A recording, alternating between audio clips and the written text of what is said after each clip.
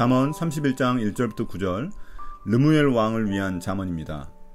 잠언의 마지막 장의 전반부인 31장 1절부터 9절은 르무엘 왕의 잠언입니다. 르무엘 왕의 어머니가 아들에게 주는 훈계입니다. 르무엘이란 이름의 뜻은 하나님에게 속한 혹은 하나님에게 헌신된 이란 뜻을 가지고 있습니다.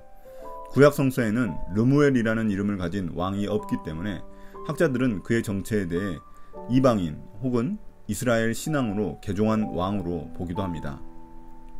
1절 2절입니다. 르무엘 왕의 잠언, 곧 그의 어머니가 그에게 교훈한 말씀이다. 내 아들아, 내가 무엇을 말할까? 내 태에서 나온 아들아, 내가 무엇을 말할까? 서원을 하고 얻은 아들아, 내가 무엇을 말할까? 르무엘 왕의 어록, 곧 그의 어머니가 그에게 남긴 훌륭한 교훈이다. 내 아들아, 무엇을 생각하느냐? 내가 낳은 아이야, 내가 하나님께 바친 아들아. 르무엘 왕에게 그의 어머니가 가르침을 주고 있습니다. 왕의 어머니는 내 아들아 라고 3번이나 부르며 아들에 대한 애정을 드러내고 있습니다. 그녀는 하나님께 서원하여 아들을 얻었고 그 귀한 아들에게 중요한 신앙적 가르침을 주고 있습니다. 앞서 말한 것처럼 르무엘 왕의 이름에도 하나님에 대한 어머니의 헌신을 느낄 수 있습니다. 내가 무엇을 말할까? 라는 구절이 반복되는 이유는 어머니가 오랫동안 아들이 기억해야 할 왕으로서의 중요한 가르침을 주고자 하기 때문입니다. 3절입니다. 여자에게 너의 힘을 쓰지 말아라. 여자는 임금도 망하게 할 수 있으니 여자에게 너의 길을 맡기지 말아라. 재산을 노리는 여자들, 지도자를 파멸시키는 문란한 여자들에게 내 힘을 쏟지 마라. 어머니가 아들 왕에게 주는 첫 번째 훈계는 쾌락에 대한 경계의 말씀입니다. 고대 왕들은 절대적인 힘을 가지고 있었기에 여러 가지 쾌락의 유혹에 노출되어 있었습니다. 어머니는 아들 왕에게 정력을 여성에게 쓰지 말라고 하고 있습니다.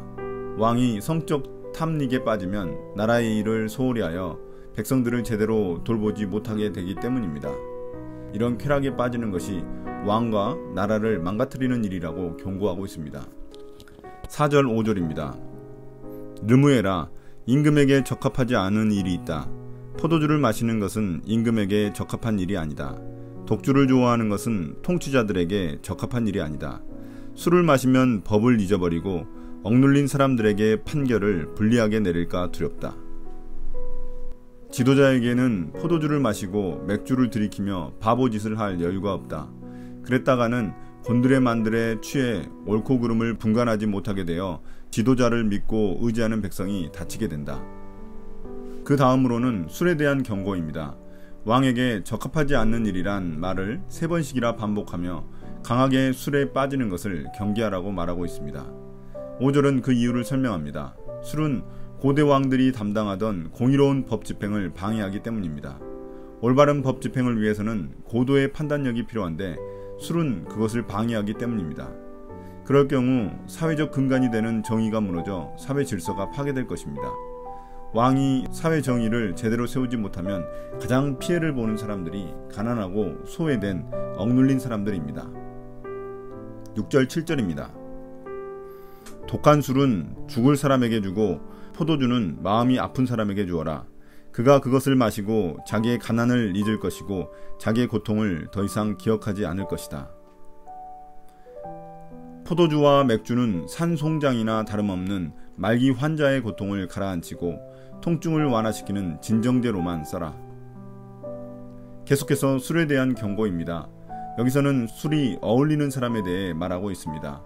술은 육체적 고통이 심해 죽음을 앞둔 자나 어떤 괴로운 일로 인해 마음이 너무 아파 그 아픔을 덜어내려는 자에게 주라고 말합니다. 7절에서는 더 구체적으로 술이 가난과 고통의 진통제 역할을 할 수 있다고 말합니다. 그러나 술이 백성들의 근본적인 문제 해결을 해주지 못한다는 점에서 지혜로운 충고라고 보기 어렵습니다. 이런 점에서 본다면 이 충고는 왕이 술에 빠지게 되면 진짜 고통받는 백성의 아픔을 헤아리기 어렵다는 것을 보여주려는 의도가 있습니다. 8절 9절입니다. 너는 벙어리처럼 할 말을 못하는 사람과 더불어 고통 속에 있는 사람들의 송사를 변호하여 입을 열어라. 너는 공의로운 재판을 하고 입을 열어 억눌린 사람과 궁핍한 사람들의 판결을 바로하여라. 자기 사정을 알릴 힘이 없는 사람들, 어렵고 힘든 이들의 권리를 대변하여라. 정의를 대변하여라. 가난한 이들과 궁핍한 이들을 대변하여라. 이제 마지막으로 왕의 어머니는 그의 아들에게 긍정적이고 적극적인 명령을 내립니다. 왕은 힘이 없어 할 말도 못하는 사람들을 보호해줘야 합니다.